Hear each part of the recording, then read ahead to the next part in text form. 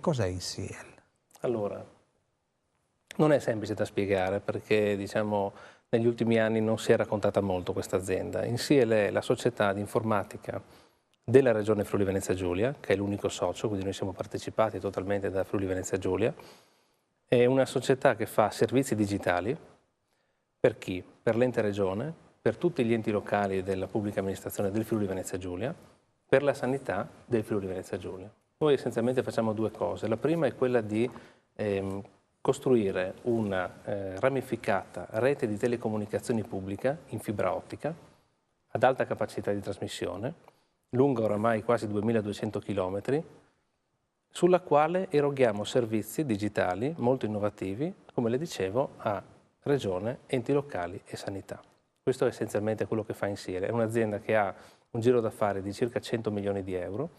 Abbiamo al momento 660 persone impiegate. È un'azienda che 2 anni fa ha avviato un profondo programma di trasformazione.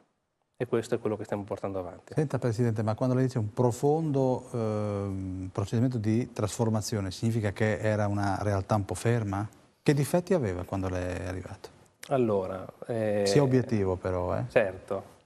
Allora, ferma non direi. INSIEL è sempre stata un'azienda che ha risposto ai molti servizi e prodotti che sviluppa e che eroga tutti i giorni.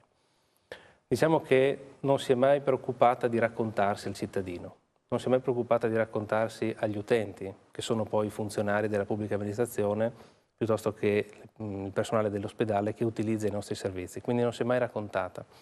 E questo nel tempo, ovviamente, ha generato anche un malumore generale nei confronti di INSIEL, che è stata sempre vista come, diciamocelo chiaramente, un carrozzone pubblico che costa tanto e fa poco. Nulla più lontano dalla verità. INSIEL, diciamo, è allineata come costo alle altre società simili ad INSIEL delle altre regioni. Ci sono 15 regioni in Italia che hanno una società come INSIEL e fa moltissimo, moltissimi servizi, cose che molto spesso il cittadino non sa.